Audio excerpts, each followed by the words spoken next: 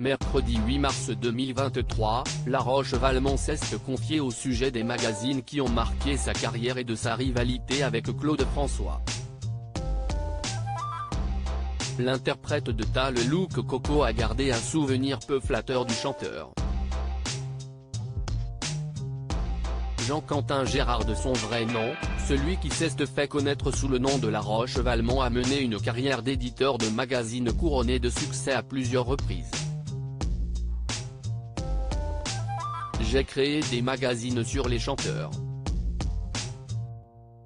Je voulais rencontrer les idoles de ma jeunesse, plutôt Johnny Hallyday que Claude François, mais j'avais 20 ans, les maisons de disques n'ont pas fait confiance à quelqu'un qui avait pas d'expérience, ils m'ont filé des reportages sur leurs débutants mais c'était Mike Brandt, Alain Chamfort, Patrick Juvet, François Valéry.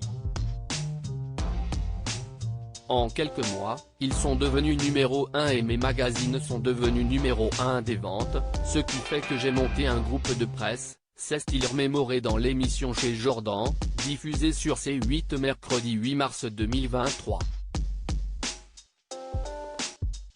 Interprète du tube Ta le look Coco, CSI à l'édition qu'il s'est adonné avec passion durant plusieurs années quitte à se faire quelques ennemis.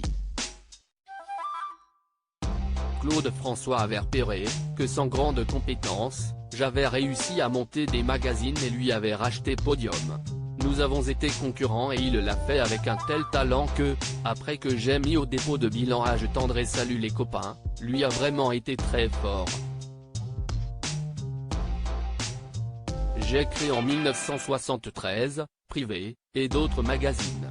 Je ne cherchais pas à faire des coups ou gagner de l'argent, je faisais parce que ça me plaisait.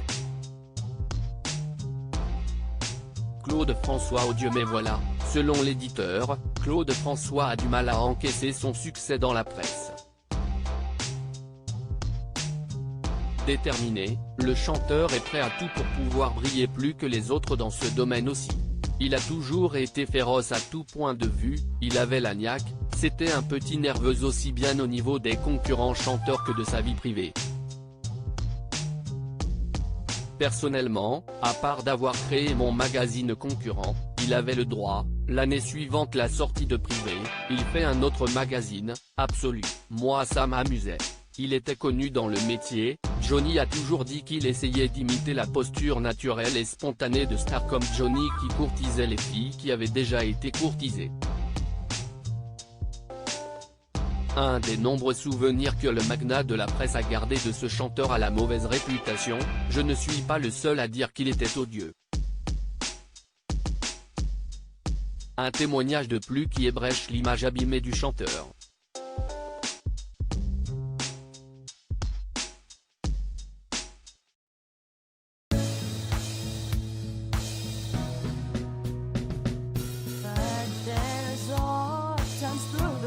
Times